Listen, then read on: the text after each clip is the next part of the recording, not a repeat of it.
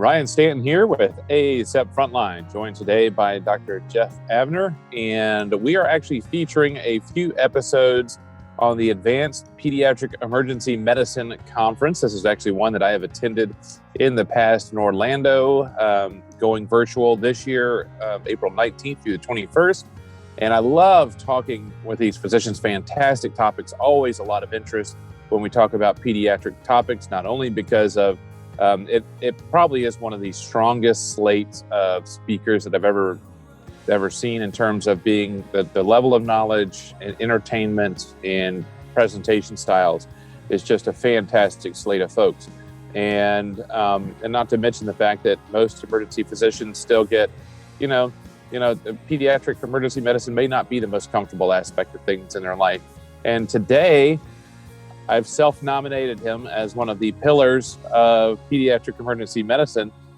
Dr. Avner, what certification number are you for Pediatric Emergency Medicine Board certification? I guess officially my certification is number 12. So I was part of the group that sat for the very first board exam. If I remember right, that was in November of '92. Of course, my number is a little artificially high. There were, I think, about 100 of us who took the exam at the time. My last name starts with an A, so I got a little extra push from that. But I do have to give deference to some of the true pioneers in peds emergency medicine, like Steve Ludwig, Gary Fleischer, Dave Jaffe, Jane Knapp, and Milt Tenenbein, and many others who really helped create the field. So guys, you're learning from the best today. This is the equivalent of Social Security number 000000012. I guess it'd be 0012. But what we're talking about, your topic is at the conference is Hot Tots. And this is always a great conversation. I've talked to Dr. Cantor about it, Dr. Gachi Hill about it, and how it transitioned. Actually, Al Sacchetti has been a guest on the podcast, because it's always, not only is it a topic that's transitioned over about the last 10 to 15 years significantly in how we address it and approach it, but also even further now with some of the testing we have available and things that we can do that may change our practice as we move forward. So give us a little bit of an introduction on Hot Tots, that under 60-day-old infant. Yeah, so I mean, there's been really a tremendous, I would say, evolution on how we approach these children. So just a little bit of an overview. So children less than 60 days, they really haven't developed a lot of their immune system to the level where they're sufficient to fight and really contain illness, so that they're more at risk for more serious illness than even an older infant or a child. And part of the big problem with evaluating these children is that when you're less than 2 months as an infant, you're not really doing all that much when you think about it. You feed, you cry, you go to the bathroom, and you sleep. And it's very hard. It's not, we as pediatricians, probably the best sign that we use to judge clinical appearance is the social smile, right? Is kids cooing, you slap 5, if the child's smiling at you, they probably don't have serious illness, with rare exceptions. But in this age, you're not, the infants don't even develop that social smile until somewhere in the middle of the second month of life. And so even in the first month, up to 6 weeks, even up to 8 weeks, there's really very little that we can do to judge which infants are well and which infants are ill. Those clinical assessments really do not work. And that's the crux of the problem. And one of the earliest studies that myself and Doug Baker and Lou Bell had done when we were looking at these kids when I was a resident and then a fellow in peds emergency medicine at Children's Hospital of Philadelphia in the 80s, was we looked at whether a Yale observation score, which was developed by Paul McCarthy in Yale as a way of kind of objectifying our clinical assessment, was good at determining whether or not the child had serious illness or not. And we found it was not. It was probably about, the sensitivity was about, I believe, about 33%. In terms of clinical appearance, and it essentially became like a coin toss, and so it wasn't really valuable. So we realized at that time that you were going to need to do more testing, and in fact, that was kind of the general protocol at the time. You had to do testing, which at the time included urine analysis, CBC, spinal fluid analysis, with the chest x-ray, potentially stool if there was diarrhea.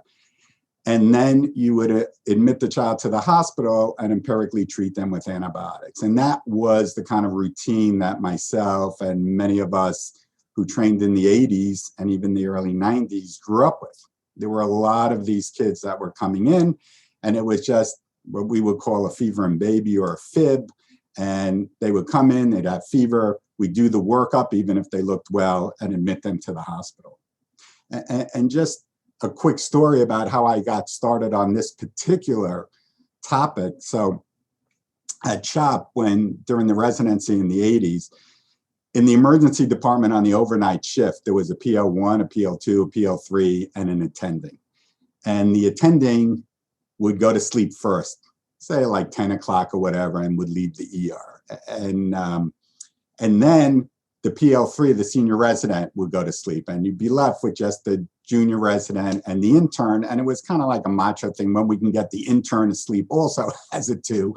And so maybe the intern will go to sleep at about maybe 2 o'clock, and then the PL2 will be left managing the ED during the overnight, from 2 o'clock, say, on, or so, depending how busy it was. And so at about 7 or 8 o'clock, when the attending would wake up, they come to the ED. So this particular night that I remember very vividly that got me started on this topic was my attending was Doug Baker, who really was one of the pioneers in the field as well. And he comes out of his car and he says, "Oh, Jeff, what you have overnight?" And I said, "Well, we had a kid with cellulitis, and we had another 2 of these febrile infants, and I did the whole workup and admitted." And I said to him, I said, "Doug, there's got to be a way to figure out which of these kids could maybe be sent home that don't have serious illness," because serious illness was really less than 10%. Serious bacterial illness was less than 10%. So all these kids were being admitted. And he goes, "You know what? That's a good question."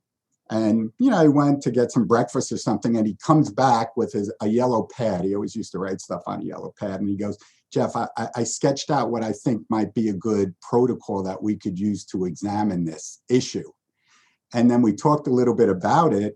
And that was the beginning of a study that had a couple of certainly abstracts and publications, but ultimately culminated in a publication, New England Journal of Medicine, in the early 90s, that reported on our experience with about 750 of these infants and the ability to do a workup, but stratify them as high or low risk and send some of those children home without antibiotics.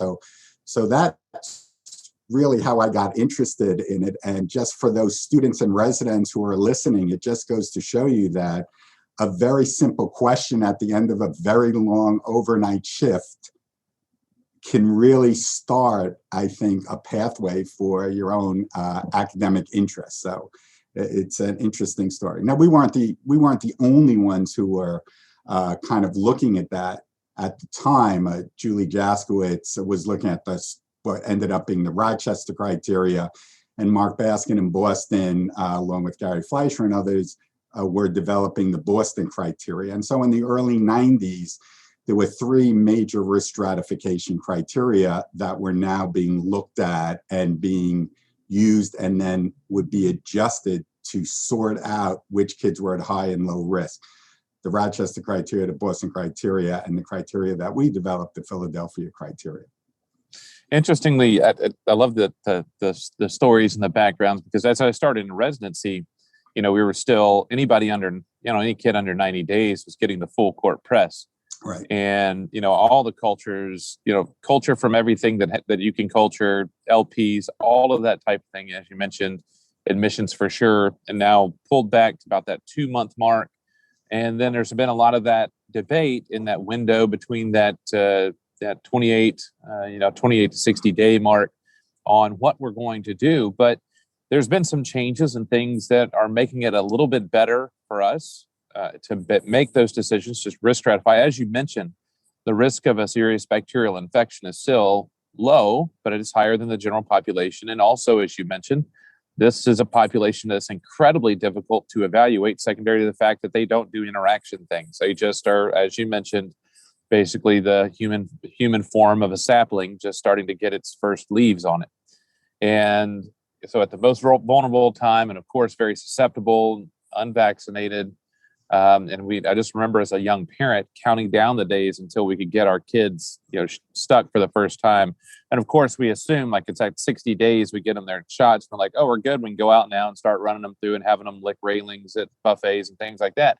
And of course, not even the window of actually giving time to build up that immune system. But it was like this huge relief. And everybody in medicine, it's like the 2-month birthday is like the best day ever because they get their first vaccines and start to build their immune system, get that thing really worked up. What are some of the changes that we have seen that have transitioned us to not only not having to sit there and pray that it's not technically a fever? My kids had a fever and you're like, it's not 100.4. So we can send you home, and using that as an artificial, gateway out of the emergency department. What are some of the things that have changed that are actually giving us the tools to better stratify and send these kids home when we see them in the emergency department? Yeah, so that's that's a great question. So when we started the risk stratification, what was in the first, lab parameters that augment? So you had to start with a well-appearing child in the first place, right? Because if the kid looks ill, you know what to do. You got to do the blood work, antibiotics, sepsis protocols, etc. But the issue came up with, what do you do with the well child? And clinical assessment, as we've talked about already, alone is not good. And this is part of the reason why some of the criteria do not include children less than or infants less than 1 month of age, right? Because they do even less, and their risk of bacteremia and bacterial meningitis actually, if you look at the curve, it peaks somewhere around 1 to 2 weeks, where you can get invasive bacterial illness up to even 5% of those children, and then comes back down to about 1 or 1.5% as you head into the second month. So the Philadelphia criteria, for instance, and I think many criteria at this point are really focusing on stratifying infants who are over 1 month of age, although some, like the Rochester criteria, involve children who are less than that. So if clinical doesn't work as well, which we've talked about, the next thing was, all right, let's add some laboratory parameters. So when we first started doing those studies in the 80s, what lab parameters did we have, right? We had the white blood cell count, we had the urine analysis, and we didn't even have what's called enhanced UAs with spun urines and gram stains at that time. It's kind of like, an unspun urine analysis.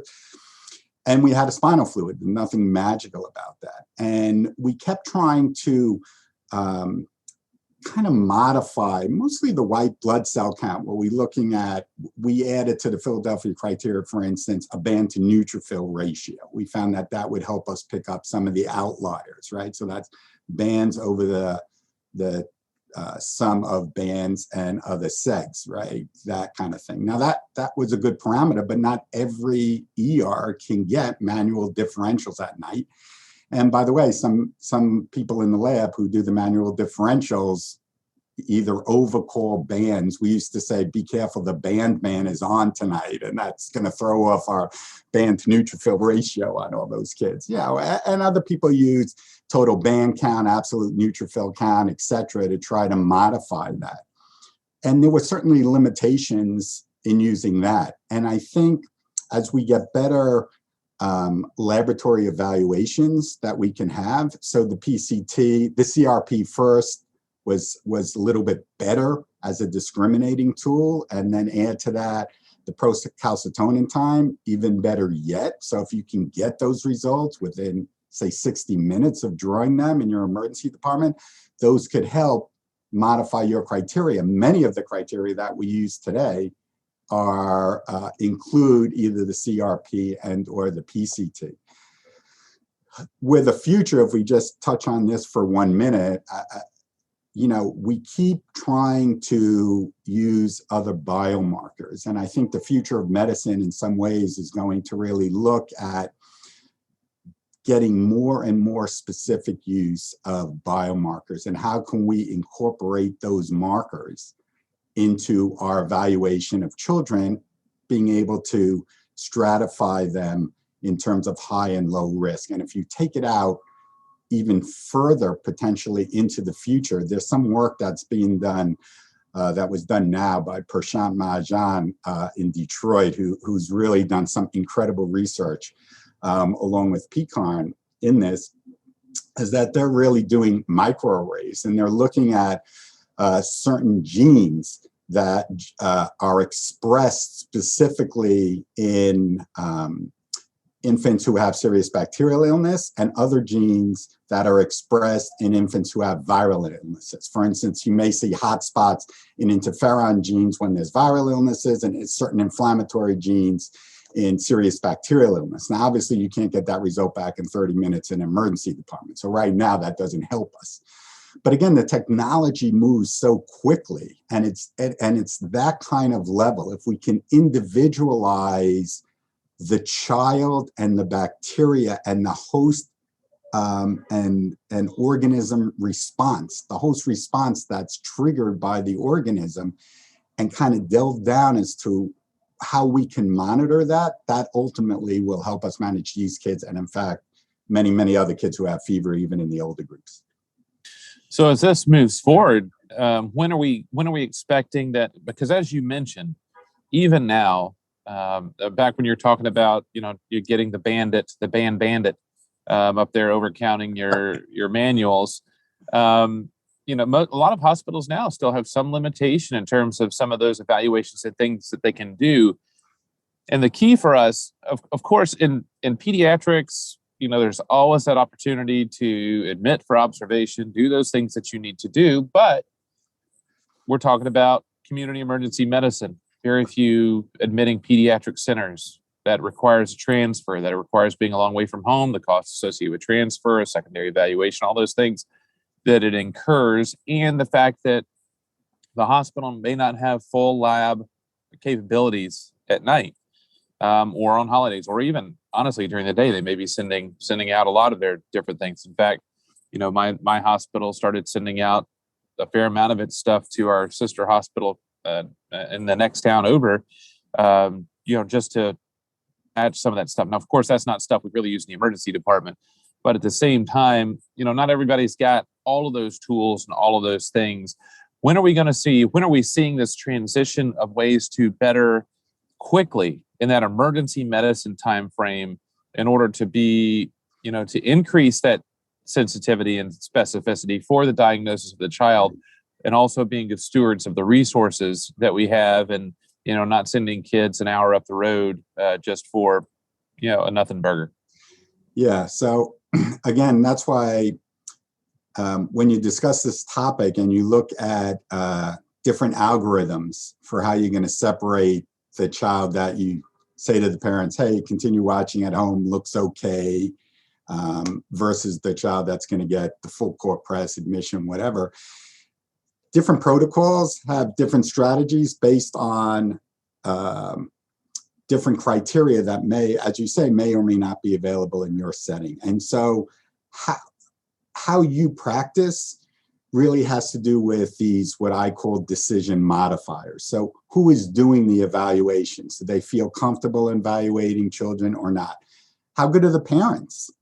Can they come back for follow-up? Are they have somebody who can observe them, or do they leave the child with, a nanny who may be very young and not be able to observe them if they're sent home, right? And there's also an element of shared decision-making that needs to be involved. But, to specifically answer your question, you have to look at what resources are available to you.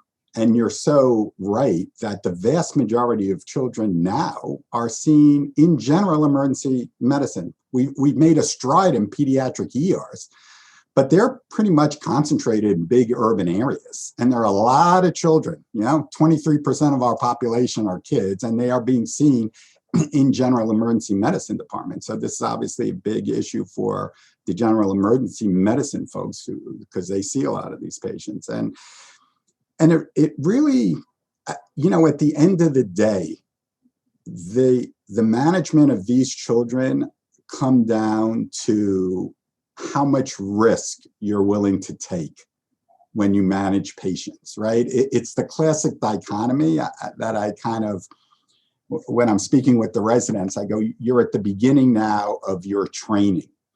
And there are two polar opposite ways of which you can think about managing children.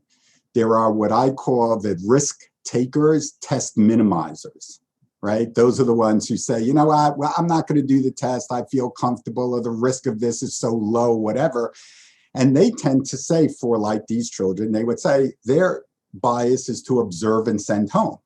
And on the other side, you have the test taker risk minimizer, you know, the person that we all know that would say, the attending, oh my God, I can't sleep unless that kid has the LP, otherwise I won't be able to sleep, right? Go to sleep. So that doctor wants to do a lot of testing, right? Because they don't even want to take a fraction of the risk. And I won't even get into the issue of overdiagnosis, which is another issue that happens with too much testing. But there are certainly risks associated with testing in these children as well, right? So there's unnecessary hospitalizations, et cetera, you know, that happen. And as good as we will get with risk stratification, we will never be 100%. So what I guess you always have to view this topic through the lens of, when you look at these studies, and these studies always, even the most recent PECARN study by Nate Cooperman, who had led that study, or other studies by Paul Aronson up at Yale, or by Pershan in Detroit, when you look at those studies, there will always be some of these children with serious bacterial illness and potentially invasive bacterial illness that get missed by the criteria. We won't be 100%. Right? We'll do better, and to specific, and I'll come back to this in a minute, but to specifically answer your point, for instance, we do better as a discriminator because right now, most emergency departments have rapid viral panels now, right? You can get that back. The rapid test you can get back in 30 minutes, even the RVPs, theoretically, you can get back within an hour, right? And we know that most of these febrile infants who have documented viral illness have a less chance of having associated serious bacterial illness. It does occur, and it does occur with varying frequencies.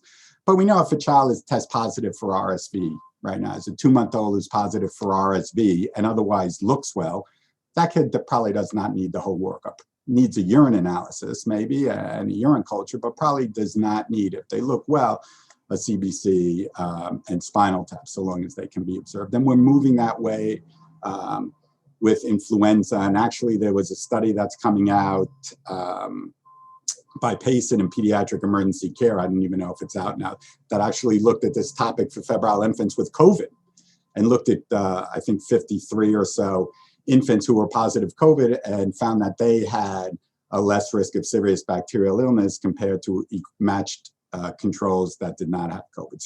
So there is something that has helped us at least be part of the risk assessment that most emergency departments now have at their avail, which is helpful. But I guess it comes again down to, no matter how great the criteria are, we are going to miss one or two. And we're almost at the point, and I'm really, when I talk about this now, I spend less time talking about whether the stratification criteria work or not, and more time concentrating on what happened to those children that were missed, right? So I'll tell you, we published, I think 2 years ago, Johnny Rabina and myself published a study that looked at our experience when I was at Montefiore Medical Center with our risk stratification. And we had, I think, about 70 or so, maybe a little bit more, that had serious bacterial illness, and our risk stratification criteria missed 2. All right. So, all right. So you missed 2, you know, sensitivity is pretty good, et cetera. But what happened to those 2, right? Nobody looks at what happens to the ones that are missed. And that's where I think that we need to focus. And when you look at them, one of them was a child who had a normal white count, looked good, had a CBC blood culture urine analysis, and sent home. And 12 hours after discharge, a blood culture came back positive for group B strep. We called the patient back in, patient came back in, White count now is up to 23. I think it was 6.5 or so before, right? But the child continued to look well. We did the sepsis evaluation. The child didn't have GBS meningitis, but had a persistently positive GBS in the blood, was admitted for 10 days, got antibiotics, and did totally fine.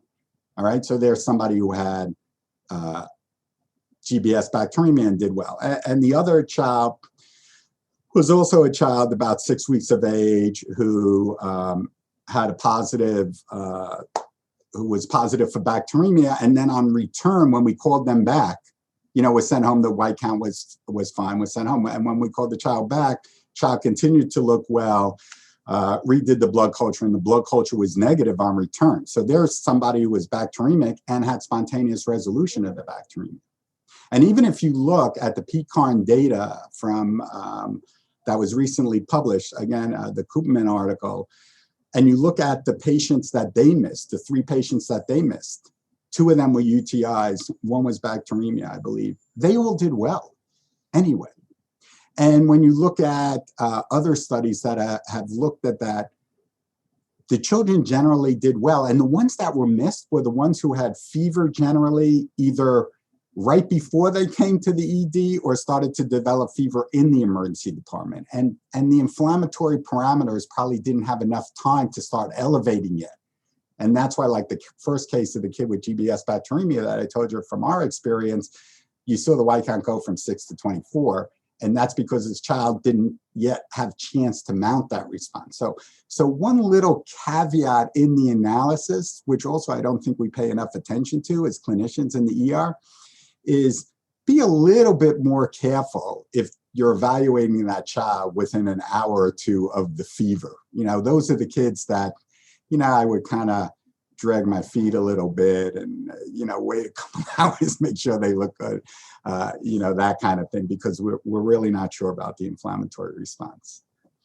I'm glad you brought that up, because everybody knows, especially if it's a first-time parent, the first hint of anything, the fever, the forehead feels warm. I got my temperature and it's 99.2, a fever in everybody's mind, but medicine.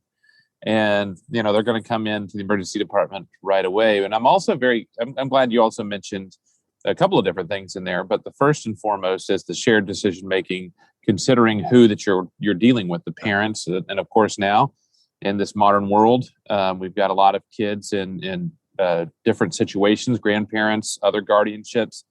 Who do you trust? How far are they away? Because you have to have that decision. If this starts to go sideways, can I trust that this person is going to catch it, and will they bring the child back like we discussed? And we see this with adults too. I mean, being in Kentucky, families that come in, they have got a little bit of chest pain or something, probably just needs an outpatient stress test at some point or whatnot, but then come to find out they're 3 hours down the road in the middle of absolute nowhere with no ready access to anything. So if it goes sideways, it's still a very long transition point. And so those are all those considerations, working with the family, building that rapport with them, having those discussions, laying everything out there. But really, it kind of just hit me while I was sitting here listening, is our assumption is if we miss this, it's a death nail, that the child is not going to make it, that we are the only opportunity, that one moment in time is the only opportunity standing in the way between that child and an early passing. And talking about PCARN, talking about your experiences, that's just not necessarily the case. One, it may just be, as you mentioned, very early, and we haven't had a chance for it to mature and present itself yet. But also the opportunity that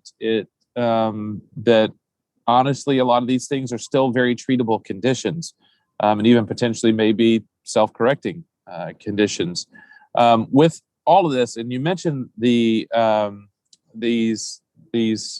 all these tests that are available, the biofires, the rapids, everything that we have, and we just got availability to biofires, and we actually have a biofire for CSF that's available that we can do very quickly. Typically comes back in about an hour and a half, 2 hours. But the rest of them, with everything else, the viral panels, it was very limited at first in usage. But of course, COVID has allowed for the vast expansion of these abilities to do these testings. And now at the hospital, the hospital, everyone's like, we want this test on everybody. We want to know every possible virus that's in the room when we're in there. With these, how much are we going to see a change in that practice? Because as you mentioned, a positive viral panel does decrease the risk of serious bacterial infection, but does not eliminate. We always hear about, especially with flu, with the potential of super infections, especially with MRSA-based pneumonias. How in your mind as a pediatric emergency physician is that going to change this widespread access to rapid PCR and viral-based and other pathogen testing? I think that's not only is it going to change even more, it has already changed practice. It's already changed practice specifically for RSV bronchiolitis. It is changing practice for influenza.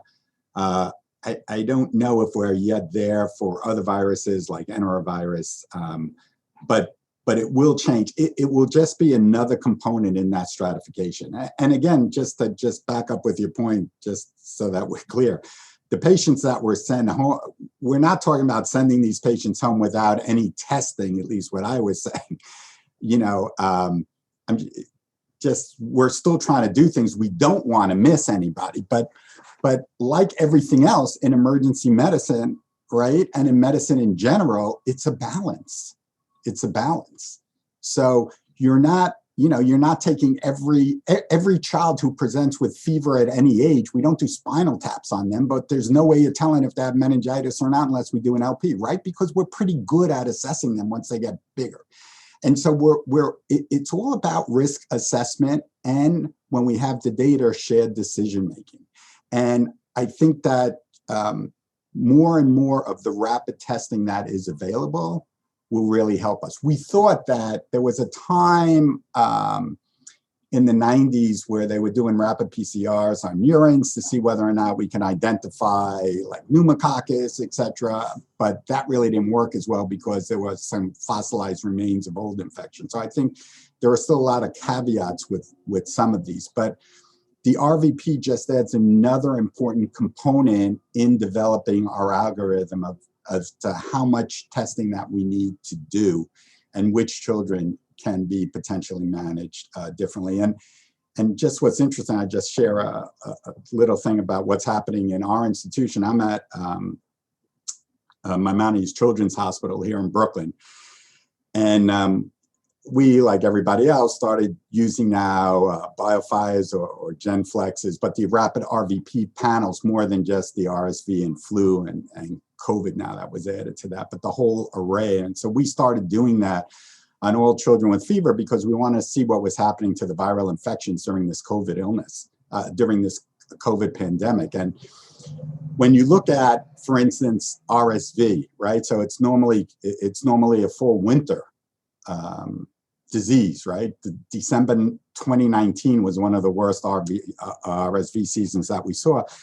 And because of COVID and the social distancing and the masking, et cetera, we really had no RSV season this winter, right? And so the question is, well, are we going to see it at all, or is it just going to skip a whole season? And I will tell you, I started to get worried about this because early data from Australia, that's on the opposite end in terms of seasonality, when they started losing their restrictions, their RSV started to increase because remember, they finished their winter during our summer. And so they were start getting into spring as we were going into winter, and they saw an increase in their spring. And so I was worried that we were going to see that potentially here. And at our hospital here in Brooklyn, we are having a big RSV surge right now.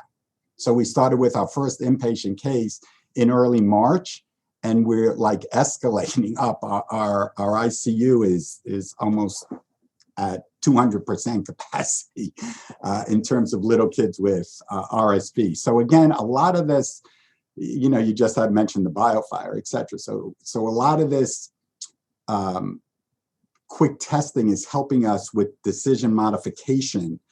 And we've already, not all these kids who are less than 2 months with RSV are getting full sepsis workups because we know that if they look well and they have RSV, we can modify that to a urine and or, a CBC potentially. So again, a lot of that is really, those testings will help us with risk assessment. We're talking with Dr. Jeff Avner. He's speaker on the topic of Hot Tots at the Advanced Pediatric Emergency Medicine Assembly, a fantastic conference every year coming up April 19th through 21st. So depending on when you listen to this podcast, it may be just about to start, or it's potentially going to already be in process. Or if you're a late adopter to the episode, it may have just happened. But it's one of those, the beauty of it this year is, once again, it's a virtual conference, so you can check it out no matter where you are. Dr. Avner, how can folks get in touch with you if they have any questions, thoughts concerning our discussion today? Yeah, well, happy for them to email myself, jravner@maimonitiesmed.org, or you can go to the Children's Hospital Maimonides Children's Hospital website, and you can get my contact information from there. Happy to answer any questions, and also just have discussions. It's one of the beauties about emergency medicine, like for instance, the RSV that we're seeing now, is calling up our colleagues everywhere in New York. What's happened, Uria? What's happened, Uria? And people in California and in Cincinnati and Columbus, etc. I think that as emergency medicine doctors, perhaps more than other specialties, we become very resourceful at finding out the information that is important to us and that will affect our practice. So it's emergency medicine, whether you're pediatrics or general emergency medicine. It's really a great career. I wouldn't have chosen any other thing. Looking back at this, there's not 1 second I regret going into pediatric emergency medicine. And it's just a great group of people that I think really do great work. Dr. Avner, thank you so much. And as for me, you can contact me, rstanton at acep.org, rstanton at acep.org. Check out whatever platform you're on, subscribe to the podcast, download it, check out our Facebook page for ACEP Frontline as well. And I appreciate it. It's once again, I can't wait for us to all get together again and be able to enjoy the PEDS Emergency Medicine Conference. I think it's actually going to rotate back down to Florida again by the time I come back around. So we'll catch up very soon, and I appreciate it. Until next time, I'm Dr. Ryan Stanton, and this has been some ACEP Frontline.